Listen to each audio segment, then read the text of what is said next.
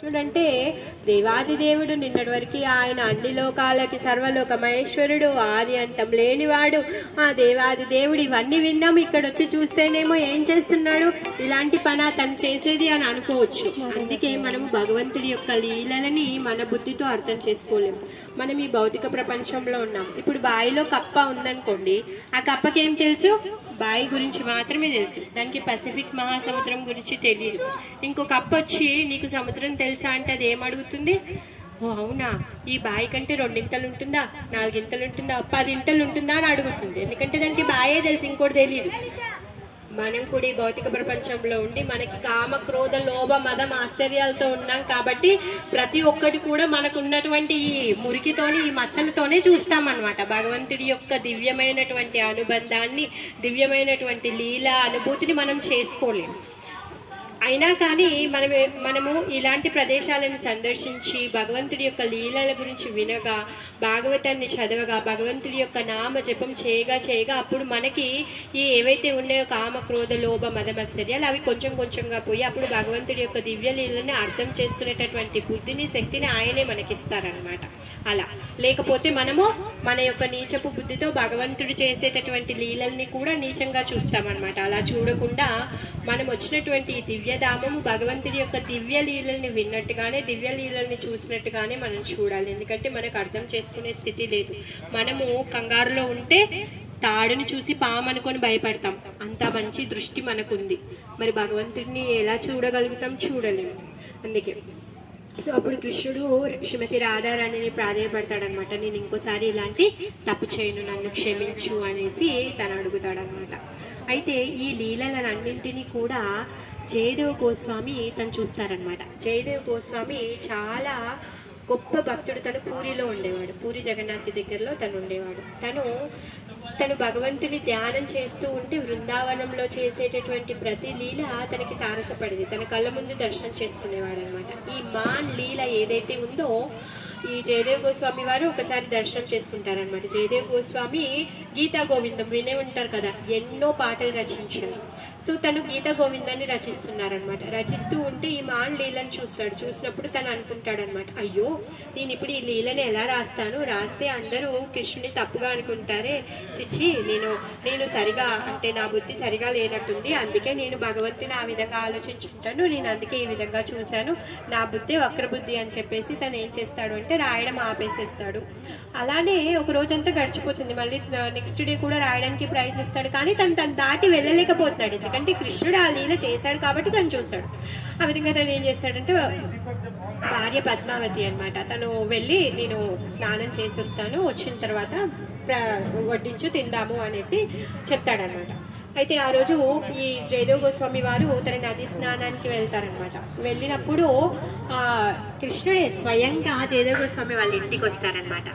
ఇంటికి వచ్చి తను ఏదైతే రాయలేకపోతున్నారు, తను చూసింది కరెక్టే, ఆ రాయలేనటువంటి పదం ఏదైతే ఉందో, ఆ లీల ఏదైతే ఉందో దాన్ని వర్ణిస్తారు తనే స్వయంగా వచ్చి. అప్పుడు తను స్నానం చేసి వస్తారు. తను లేదు నాకు ఇప్పుడే గుర్తుకొచ్చింది, నేను రాస్తాను అని చెప్పేసి భార్యతో చెప్పి తను వెళ్ళి ఆ లీలని రాసేసిన తర్వాత భోజనం రెడీగా ఉందంటే అయిపోయింది, ఆఫరింగ్ చేస్తున్నాను మీకు పెట్టడమే అని చెప్తుంది. తను ఆయనకు వడ్డిస్తుంది. వడ్డించిన తర్వాత తను వెళ్ళిపోతారు. తను పనుందని బయటకు వెళ్ళిపోతారు. తను తిన్నటువంటి ఆ ఉచిష్ట ప్లేట్ ఏదైతే ఉందో ఆ ఎంగిల్ విస్తారకులోనే రోజు అలానే తింటుందన్నమాట. తను తింటుందన్నమాట. తను తింటూ ఉంటుంటే భర్త వస్తాడు. కృష్ణుడు ఇప్పటి వరకు వచ్చిన తను వెళ్ళిపోతే భర్త వస్తాడు. ఆ గల్మట్లో నించొని చూస్తున్నాడు అనమాట. అసలు ఏంటి అనేసి తను అంటుంది, ఏంటి మీరు ఈరోజు ఫస్ట్ టైం వస్తున్నారా, ఇంట్లోకి రాకుండా అలానే నించొని ఇలా చూస్తున్నారు ఏంటి అనేసి. అది కాదు, నువ్వు ఏం చేస్తున్నావు, నువ్వు పెళ్ళైన కానించి ఏ రోజు కూడా నువ్వు నాకు భోజనం పెట్టకుండా నువ్వు తినవు, నువ్వు ఈరోజు ఎలా తినేస్తున్నావు అనేసి అంటాడు. ఇంతకు నాకు ఉందా అనేసి అంటాడు అనమాట.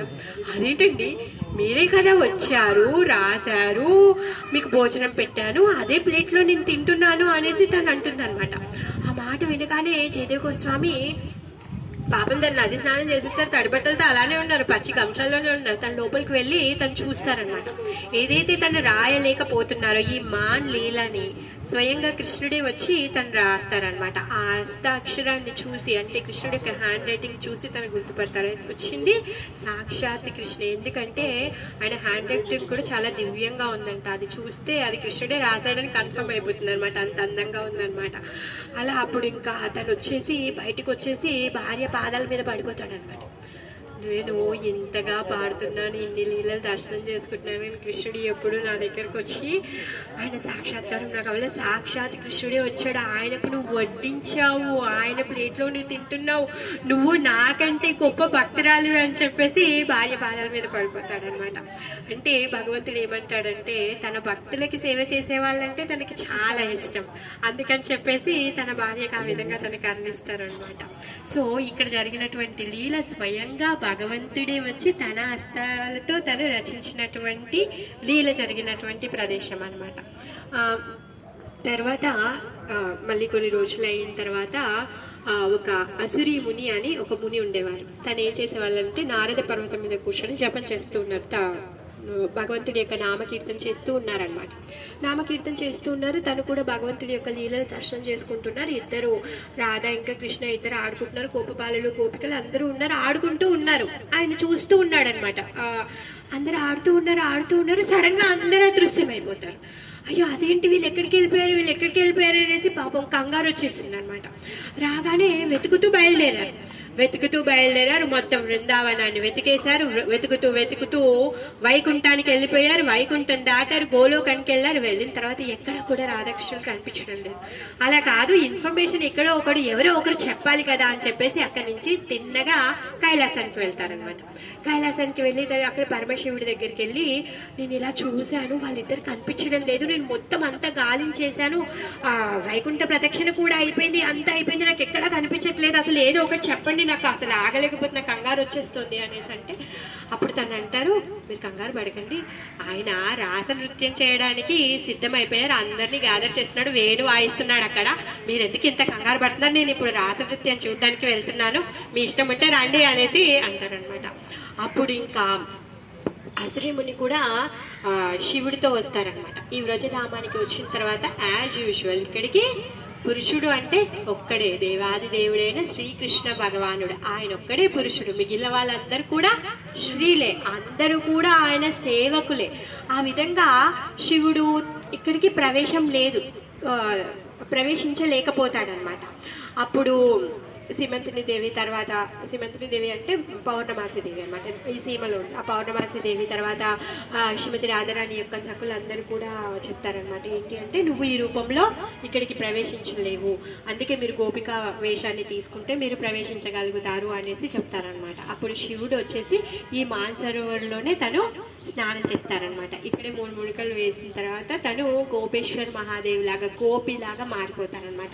అందుకే ముందు అక్కడ గోపేశ్వర్ మహాదేవ్ ఉన్నారు అక్కడ మనకు వచ్చేటప్పుడు. ఆయన ఇక్కడే గోపేశ్వర్ మహాదేవ్ ప్రకటమైనటువంటి స్థలం. గోపేశ్వర్ మహాదేవ్ వృందావనంలో కూడా ఉంటారు, మనం అక్కడ కూడా దర్శనం చేసుకుంటాము. సో అందుకే ఇక్కడ శివుణ్ణి రోజు గోపికలాగా అలంకరిస్తారనమాట. ఆయన గోపికలాగా ఈ వృందావన ధామంలోనికి ప్రవేశించి కృష్ణుడితో ఆయన లీలల్లో తను పాల్గొన్నారనమాట.